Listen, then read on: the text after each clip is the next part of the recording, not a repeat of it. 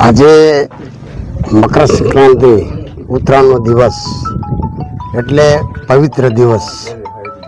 આપણે ગામડાની ભાષામાં કહેવાય ધનારા જ્ઞારા કમૂરતા, આ બધું આજે પૂર્ણ થાય છે. ત્યારે આજે રાત અને દિવસ એક થવાના છે, ત્યારે એક સરખા.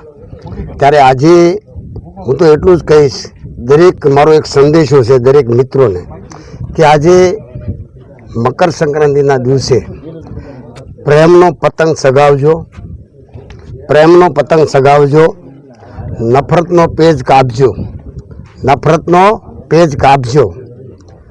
દોરી જેટલી લાંબી છે એટલા સંબંધ લંબાવજો, દોરી જેટલી લાંબી છે એટલા સંબંધ લંબાવજો. આવી છે આ ઉત્તરાયણ, આવી છે આ ઉત્તરાયણ, તો મોજથી અને મનાવજો, મિત્રો સાથે મનાવજો. આટલી જ વાત કરવી છે. અને આપણે સૌ સાથે મળી અને આ જિલ્લાની અને ગુજરાતની પ્રગતિમાં અને વિકાસમાં વધારો થાય એવા આજના આપણા દેશના યશસ્વી વડાપ્રધાન નરેન્દ્રભાઈ મોદી સાહેબ જે દેશનું નેતૃત્વ કરી રહ્યા છે, અને ગુજરાતના આપણા આદરણીય ભૂપેન્દ્રભાઈ પટેલ અને નાયબ મુખ્યમંત્રી હર્ષભાઈ સંઘવી જે ગુજરાતનું નેતૃત્વ કરી રહ્યા છે, ત્યારે એ પણ આજે પ્રેમનો પતંગ સમગ્ર દેશમાં અને ગુજરાતમાં સગાવી રહ્યા છે. ત્યારે એમાં આપણે સહભાગી બનીએ એટલી જ વાત કરવી છે. અને સૌ સાથે મિત્રો મળી અને આપણા જિલ્લાનો અને રાજ્યનો અને રાષ્ટ્રનો વિકાસ થાય એ દિશામાં આગળ વધીએ. અસ્તુ વંદે માતરમ. સ્થાનિક સ્વરાજ્યની ચૂંટણી આવે છે, કેવો ભાજપનો પતંગ ચગશે? આવનારી સ્થાનિક સ્વરાજની ચૂંટણીમાં ભારતીય જનતા પાર્ટીનો પતંગ હર હંમેશા સગેલો છે અને એમાં સગતો જ રહેવાનો છે, એમાં કોઈ શંકાને સ્થાન નથી. ભારતીય જનતા પાર્ટી નગરપાલિકા, તાલુકા પંચાયત, જિલ્લા પંચાયત કે મહાનગરપાલિકા, આ તમામે તમામ ચૂંટણીઓ જીતવાની છે.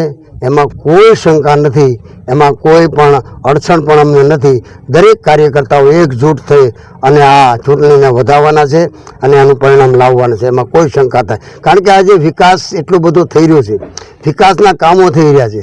ભારતીય જનતા પાર્ટી આજે સમગ્ર દેશમાં આજે વિશ્વ લેવલે જે નેતૃત્વ આજે આજના વડાપ્રધાન આપણા મોદી સાહેબ કરી રહ્યા છે, ત્યારે એમાં સંપૂર્ણપણે નાનામાં નાના માણસને, છેવાડાના માણસને, છેવાડાના ગામને એમના કાર્ય પદ્ધતિમાં વિશ્વાસ છે. ત્યારે સૌ કાર્યકર્તાઓ રાષ્ટ્રપ્રેમને માની અને આ ચૂંટણીઓ જીતવાના છે, એમાં કોઈ શંકા નથી. સાહેબ, કોંગ્રેસને પછડાટ આપો છો, આ વખતે આપનો ત્રીજો મોરચો પણ છે.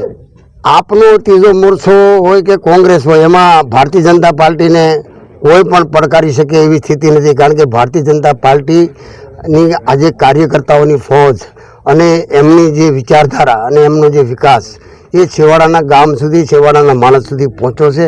એટલે એમાં કોઈ શંકા નથી જીતવા માટેની. Thank you.